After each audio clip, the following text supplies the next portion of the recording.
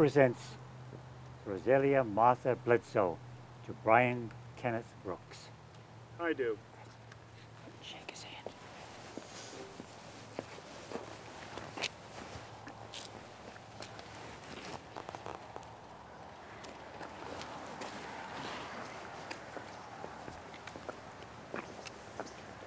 Okay, great.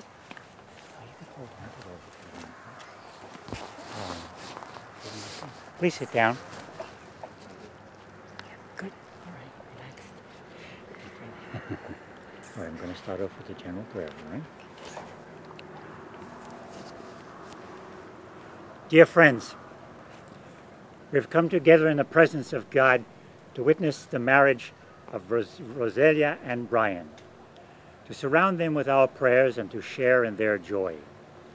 The scriptures teach us that the bond and the covenant of marriage is a gift of God, a holy mystery in which man and woman become one flesh, an image of the union of Christ and the church. As this woman and this man give themselves today to each other, we remember that at Cana in Galilee, our Savior Jesus Christ made the wedding feast a sign of God's reign of love. Let us enter into the celebration confident that through the Holy Spirit, Christ is present with us now, and Christ is present with this couple, and may they fulfill God's purpose for the whole of their lives. Rose and Bryan have selected two special readings for today's celebration, and two special people to do that reading. And the first reading is from Genesis, and it's going to be read by Rose's brother, Sam Bledsoe.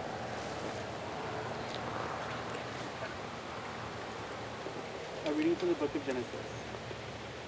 God said, "It is not good for man to be alone. I will make a suitable partner for him." So the Creator God formed out of the ground various wild animals and birds of the air, and brought them to man to see what he would call them.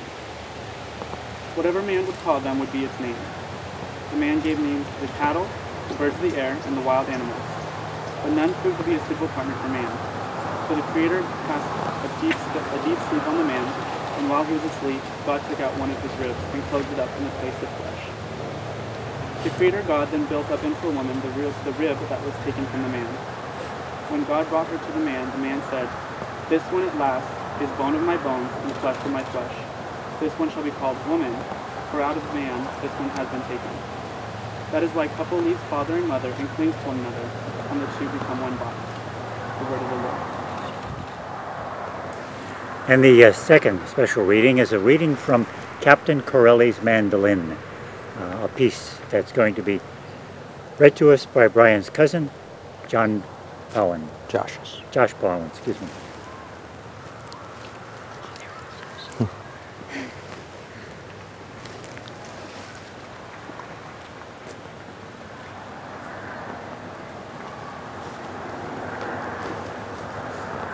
Love is a temporary madness. It erupts like volcanoes, then subsides. And when it subsides, you have to make a decision. You have to work out whether your roots have entwined together that it is inconceivable that you should ever part. Because this is what love is. Love is not breathlessness. It is not excitement. It is not the promulgation of eternal passion.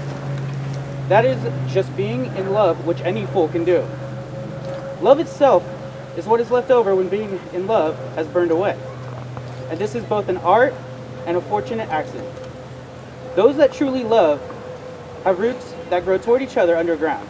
And when all the pretty blossoms have fallen from their branches, they find that they are one tree and not two. Okay, now I'm going to address everybody. So just relax. You can turn toward the guests. You can hold each other's hands. Okay. Just focus on yourselves, all right? Okay, you're fine. Ladies and gentlemen, I want to thank you all for being here today. This is a great event, and we're pleased to have you all here to be part of it. And you're a very important part of it, not just a guest who's received an invitation. You all did receive an invitation. But the reason why you received that invitation is very significant, which I want to get to in just a second. But I want to say this to you. In the realm of our existence, when an act occurs, it can never be taken away. The act always stands. And what the wedding couple are going through today is an act of extremely deep commitment of one human being to another for the rest of their lives. What transpires between them is something that can never, ever be repeated again, neither in this life or in the future life. It's a one-time thing.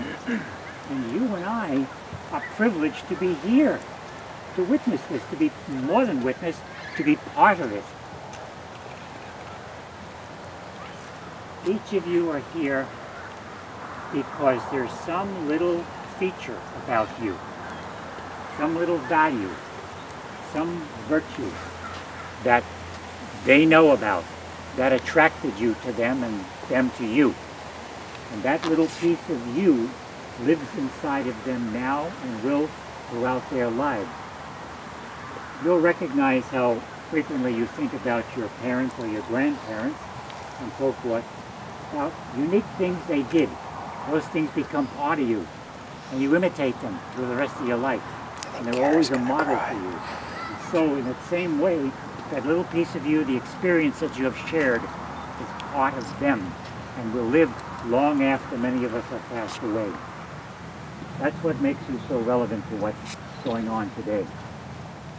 And of all the people who are here, I'd like to pay special tribute to the parents for what they have done in raising the children, and now your adult children.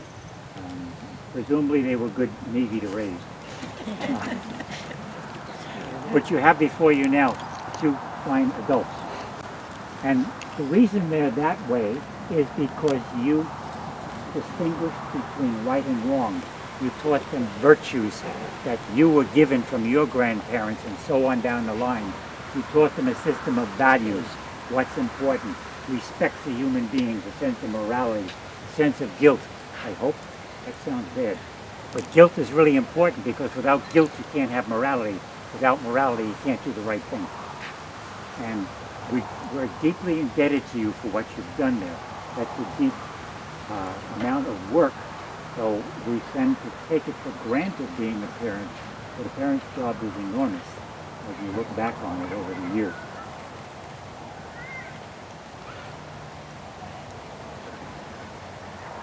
There are some words that I would like to say to you as the parents of your adult children, as if for a moment I were your children, at least the voice for them. And these words are taken from a famous song from a movie in 1990 called I'll Remember. And it goes like this. It's them speaking to you. I remember the love that you gave me, now that I'm standing on my own. I remember the way you changed me, now that I'm standing on my own. I remember the strength that you gave me, now that I am standing on my own. And before you are the products of your hard work, your adult children, who stand proudly before you, grateful for what you have done for them in their lives, and will carry on what you gave them to their progeny. You doing all right? You want to keep going? Yeah. They're not a bad looking couple, are they?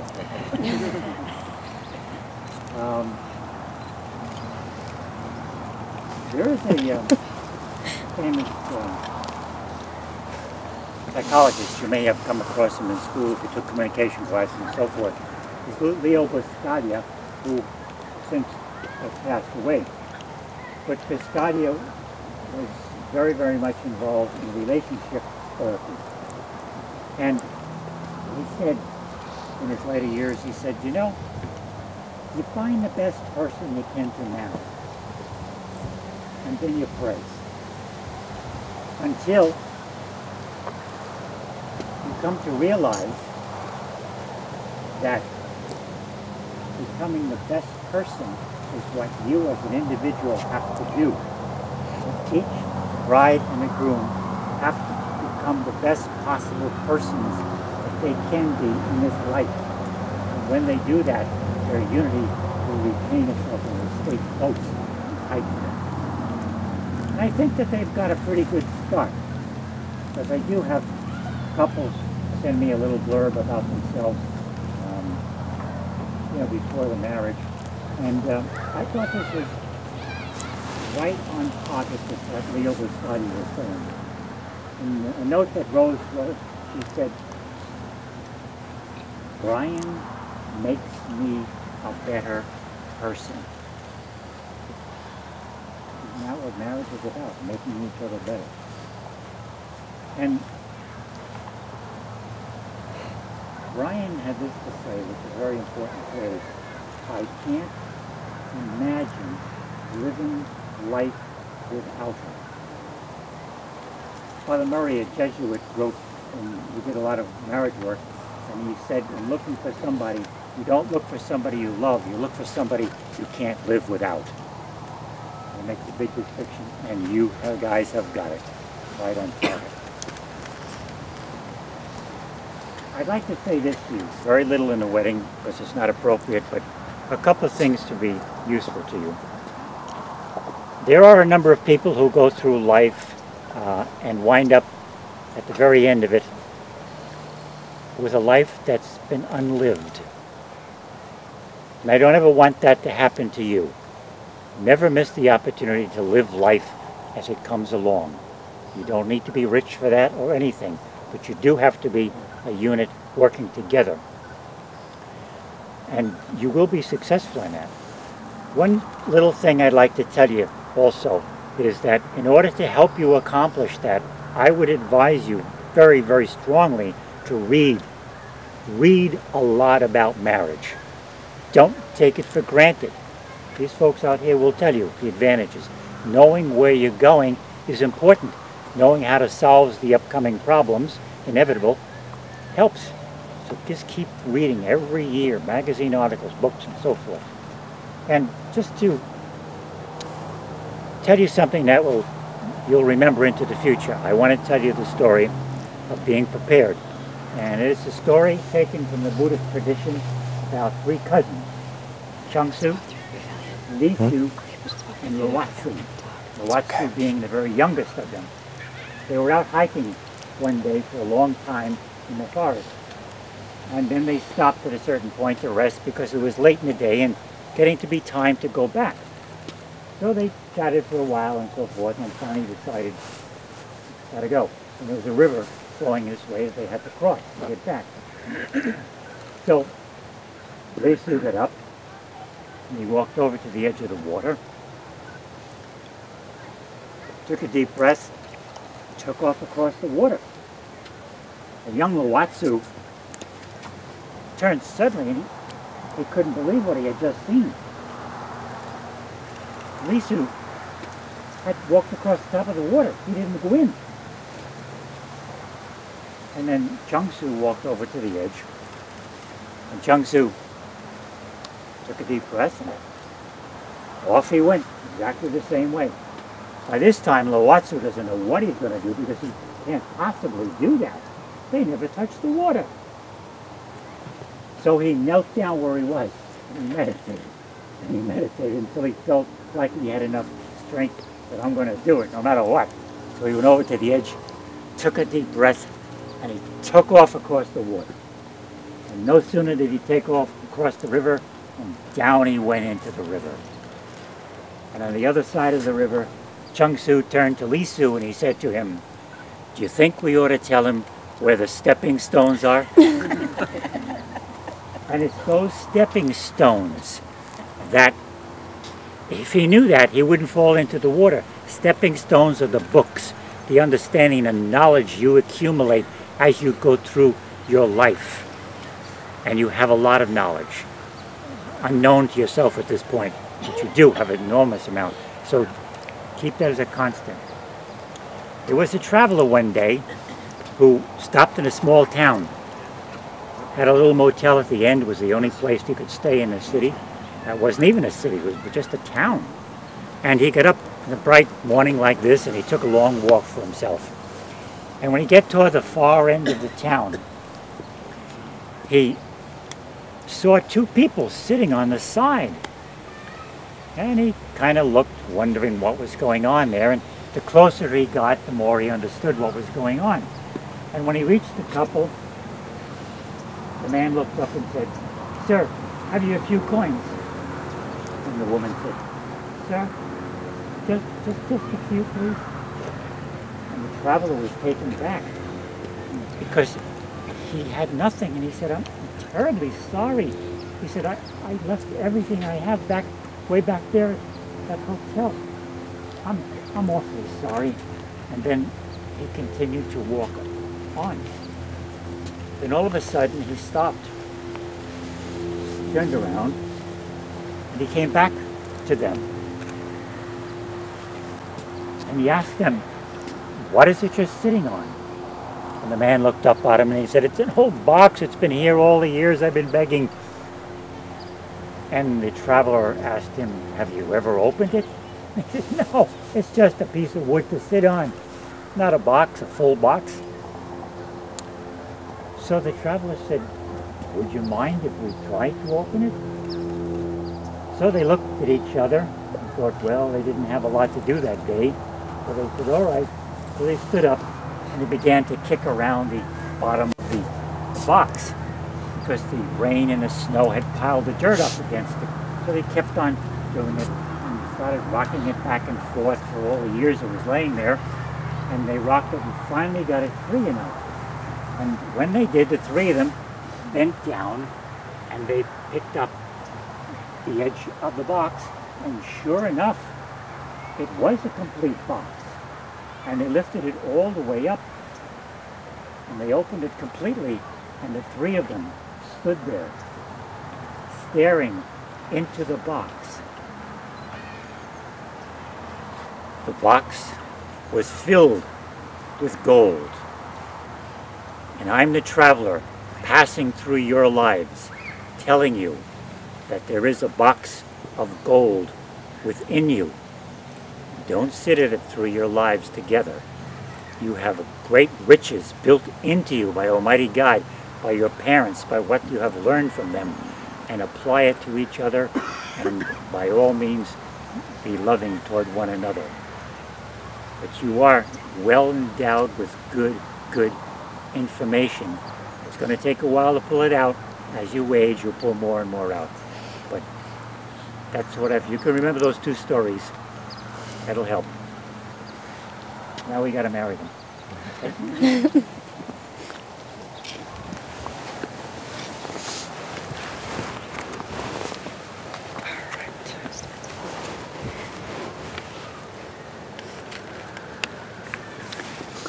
Declaration of intention.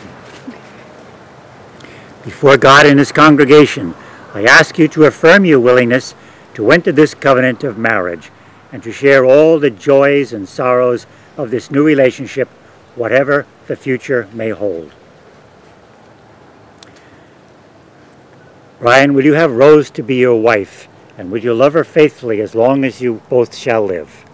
I will, with the help of God. Rose, will you have Bryan to be your husband, and will you love him faithfully as long as you both shall live? I will, with the help of God. Since it is your intention to enter into marriage, join your right hands and declare your consent before these guests and before Almighty God. Okay, we're going to start with you. Okay. I, Bryan, take you, Rosalia, I, Bryan, take you, Rosalia, for my lawful wife, for my lawful wife, to have and to hold, to have and to hold, from this day forward, for this day forward, for better, for worse, for better, for worse, for richer, for poorer, for richer, for poorer, in sickness and in health, in sickness and in health, as long as we both shall live. as long as we both shall live. I, Rosalia, I, Rosalia, take you, Bryan, take you, Bryan, for my lawful husband, for my lawful husband, to have and to hold, to have and to hold, from this day forward, from this day forward, for better, for better, for worse, for worse, for richer, for richer, for poorer, for poorer, in sickness, in sickness, and in health, and in health, as long as we both shall live. as long as we both shall live. You have declared your consent before God and his guests assembled here. May the Lord in his goodness strengthen your consent and fill you both with his blessings. What God has joined, men must not divide. Now we're going to have the exchange of the rings and the blessing of the rings, but before we do, I'd like to introduce Sam, who's going to tell you something about these special rings.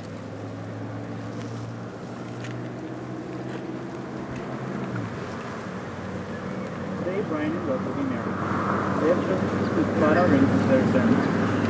These rings, originating from the Irish town of Claddagh in the 17th century, symbolize love, loyalty, and most importantly, friendship, in which they would forge a lasting and loving marriage.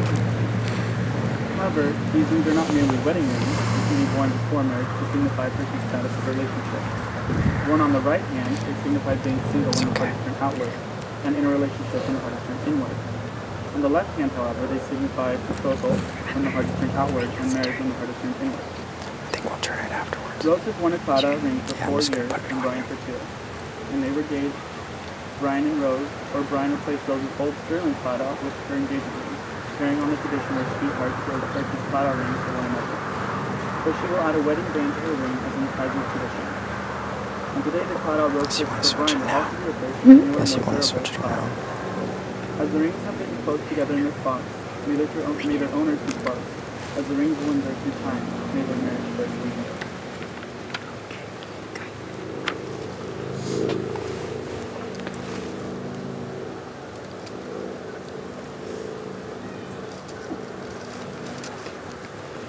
By the covenant promise, gracious God, remind Rose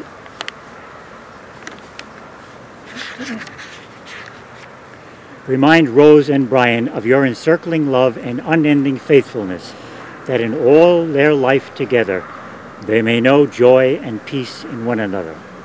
Lord, bless these rings which we bless in your name. In the name of the Father, and of the Son, and of the Holy Spirit. Grant that those who wear them may always have a deep faith in each other. May they do your will and always live together in peace. Lord, bless and consecrate Bryan and Rose in their love for each other. May these rings be a symbol of their true faith in one another and always remind them of their love.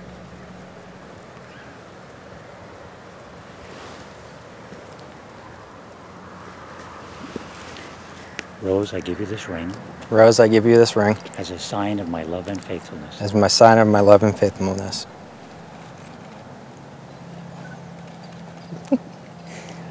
It's warm out.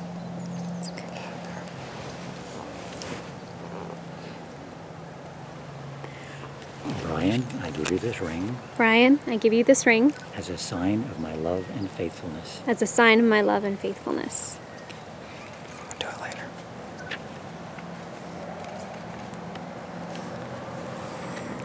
So we're down to the point where we're going to say the Our Father together, and then we're finalizing everything.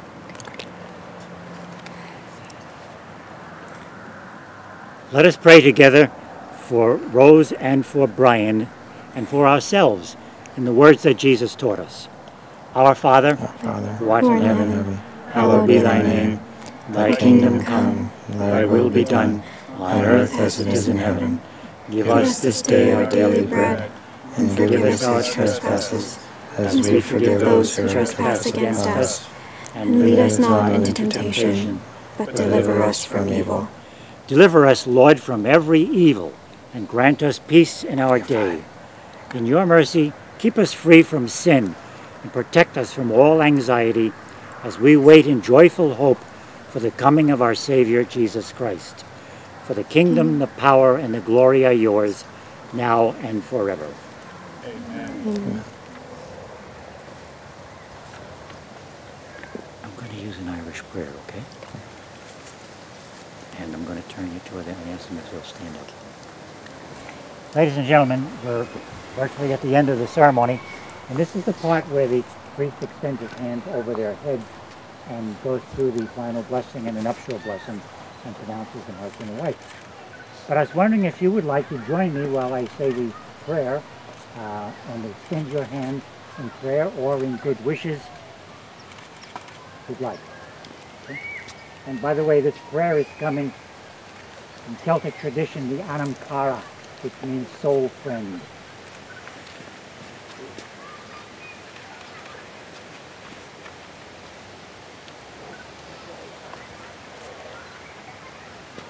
Stand? Just stand right up.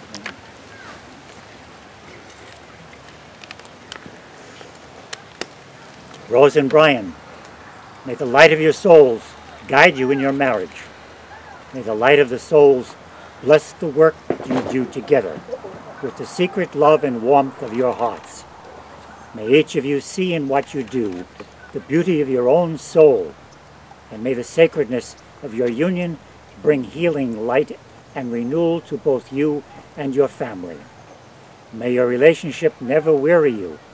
May it release within you well springs of refreshment, inspiration, and excitement for one another. May you be present to each other in what you do, and may you never become lost in the bland absences. And may the day never burden.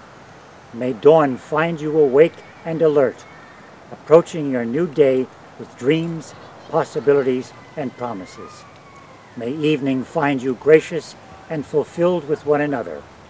And may you go into the night blessed, sheltered, and protected.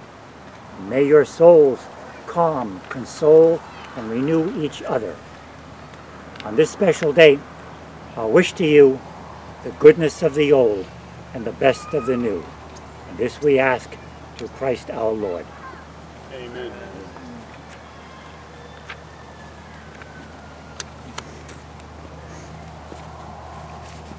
Put this over your hands. Just hold your hands. Rose and Bryan, you are now husband and wife with the blessings of Christ. Be merciful in all your ways, kind in heart, and humble in mind. Accept life, and be most patient and tolerant with one another. Forgive as freely as God has forgiven you, and above all else, be truly loving. Let the peace of Christ rule in your hearts. And with God's blessings, I now pronounce you husband and wife. You may kiss the bride.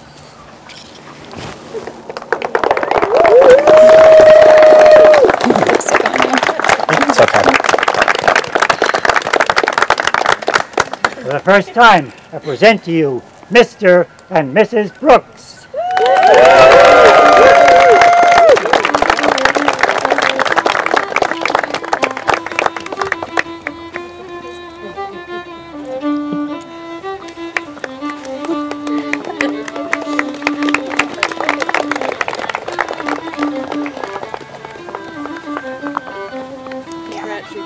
Thank you.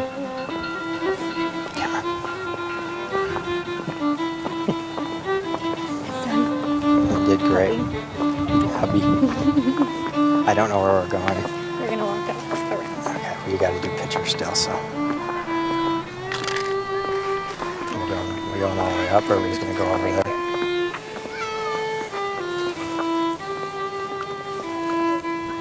We still have to do pictures, so I don't know exactly what we gotta do. I can't feel my feet.